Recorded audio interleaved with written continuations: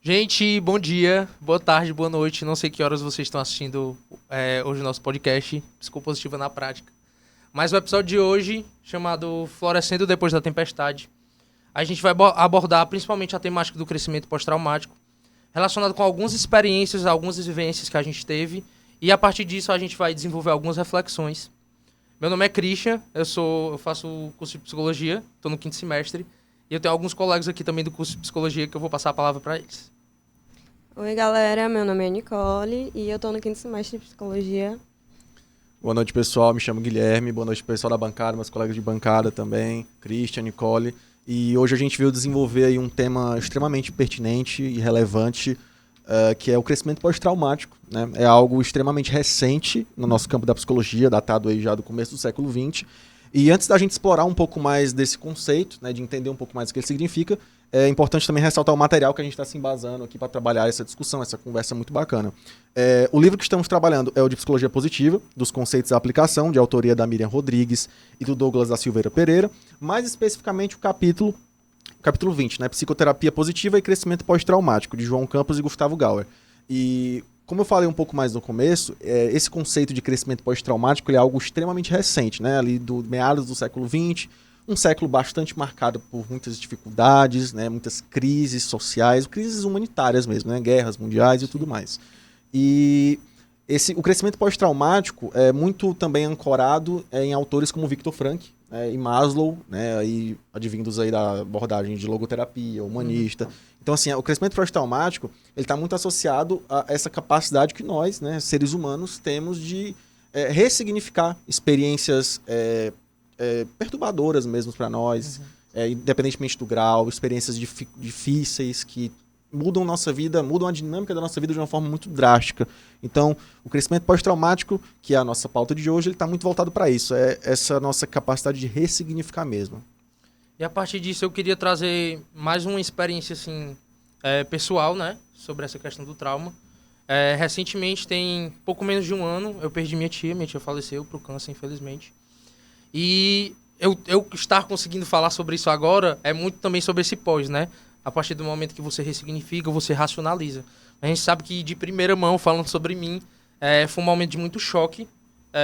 Eu acho que eu revivi por alguns meses aquele mesmo momento de perder minha tia e sempre meio que me centralizar nessa questão de me culpabilizar, né? Eu poderia ter visto mais vezes, poderia ter visitado mais vezes. E isso meio que ressoa na minha cabeça por muito tempo até eu despessoalizar essa questão e torná-la um pouco mais racional.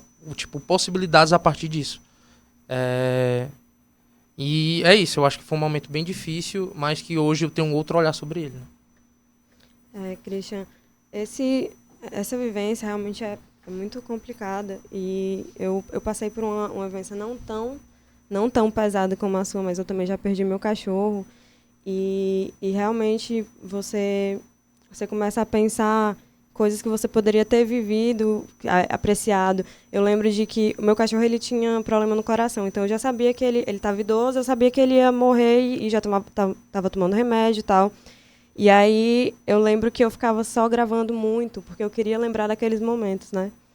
E é muito interessante isso que você falou de ficar se culpando e revivendo, porque o processo inicial mesmo do trauma é basicamente essa repetição. Você fica repetindo várias vezes. Até que você loop de sofrimento, de forma né? involuntária, né? Até que você consegue de forma mais deliberada, né?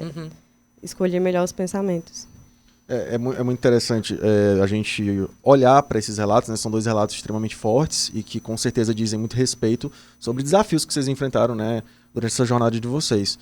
E relacionando muito com o que a gente fala no próprio capítulo. No capítulo a gente tem um conceito muito interessante que é o de ruminação intrusiva, né, que os meninos trouxeram aqui de uma forma muito explícita mesmo, essa questão de você ficar revivendo, de você ficar tendo esses pensamentos muito em torno do trauma, e isso de forma muito automática, de forma muito... Você não tem controle sobre aquilo, você vai revivendo mesmo, né? Como se você quisesse, né? Exatamente, né? E você não tem controle sobre isso, então é todo um processo. E outra coisa muito interessante, é uma analogia que é trazida nesse capítulo, que é comparar o trauma a um abalo sísmico mesmo, né? Uma espécie de terremoto nas nossas vidas. Ele fala muito sobre essa questão de quebra de crenças nossas que antes do trauma estavam bem estabelecidas, mas que após ele foram meio que destruídas, por assim dizer, ou foram comprometidas. Vocês sentem, começando pelo Christian, vocês sentem que esse trauma, após ele, essas crenças, elas foram completamente abaladas, elas foram abaladas de forma parcial? Como é que você vê, assim, nessa situação? Eu sinto que, eu acho que mais um olhar sobre a vida, né? Sobre essas coisas rotineiras da vida. Então,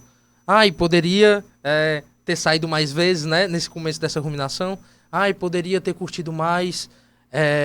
E eu penso que isso, para o pós, eu penso muito de, tipo, aproveitar essas coisas rotineiras do dia a dia, que às vezes a gente não dá tanto valor por aparentemente não ser tão grandiosa. Mas que no dia a dia, o que faz a maioria da nossa vida são as coisas rotineiras, né? Com certeza. E eu acho que valorizar elas de uma forma a estar mais presente nessas coisas rotineiras me fez ter um olhar diferente sobre a vida. De sair um pouco mais automático, que a gente já está acostumado a estar no dia a dia, porque é correria para todo mundo, né? Mas que ter essa atençãozinha a mais, estar mais presente no momento, tipo, muda demais as suas relações, essa sua presentificação no momento, no ambiente, com as pessoas que você gosta.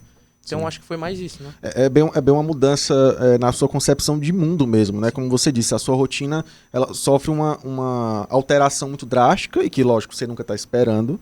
E você passa a enxergar a sua vida de outro modo mesmo, né? Como eu estava falando, essa questão das suas crenças. A forma como você via antes já muda. E assim é a nossa vida, né? Constante mudança. A gente acaba enxergando novas possibilidades para si mesmo, né? Descobrindo uma força que a gente não tinha visto antes, que a gente tem, e que antes de viver a experiência, a gente nem acreditava ser capaz disso, né? Então a gente acaba desenvolvendo mais resiliência também, para lidar com coisas que antes talvez fossem coisas mais pesadas, mas que hoje, né, depois de viver o trauma, você vê que se você deu conta disso, você dá conta de coisas cotidianas que são menores, né? A gente vê que acabam sendo menores. E eu acho que a partir disso, sobre essas novas possibilidades, eu percebo muito no meu relato pessoal sobre como essa perda impactou não somente nessas questões rotineiras, mas na procura de algo novo.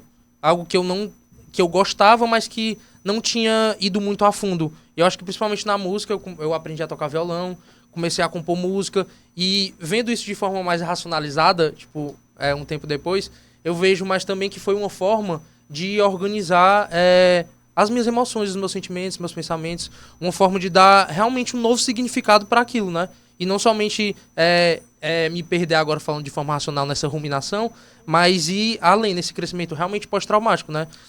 Nesse desenvolvimento de coisas que eu gostava, mas não tinha me aprofundado, né? Perfeito. E a gente acaba descobrindo que a gente consegue integrar isso na nossa vida, não como tendo desaparecido essa dor, mas você aprendendo a lidar de outra forma com ela, né? Você aprendendo a seguir, mas vendo um novo sentido nisso, né? Sim. Perfeito. E, mais uma vez, eu admiro muito essa questão da conduta de vocês, da perspectiva que vocês tiveram de lidar com esses traumas. Não é algo fácil, nada fácil, né? Cada trauma ele chega para uma pessoa de uma forma diferente. E acredito que é muito essa a intenção mesmo do podcast, trazer essa reflexão, trazer essa ideia de como o crescimento pós-traumático ele pode atuar como um ressignificador, por assim dizer, da nossa vida, né, de como a gente pode entender. E como o próprio texto traz, né, nas práticas mais voltadas para o âmbito clínico, a gente passa por 3 processos. A gente passa pela recuperação, a gente passa pela resiliência e, por fim, pelo crescimento pós-traumático, como a Nicole havia falado da resiliência. Então, acredito que seja muito sobre isso mesmo. É algo processual, não é algo imediato. É uma longa jornada, né? É uma longa jornada e que cada um tem seu tempo, cada um tem seu ritmo, né? Eu acho que uma breve reflexão é de que o trauma não é o ponto final, né? E não precisa ser o ponto final. Queria agradecer aos meus colegas, ao Guilherme, à Nicole e a todo mundo que está escutando. E se preparem que podem ter outros episódios aí seguindo, viu? Então, muito obrigado aqui, o Psicopositivo na Prática. Muito obrigado. E valeu, gente. Valeu, Tchau. gente. Tchau.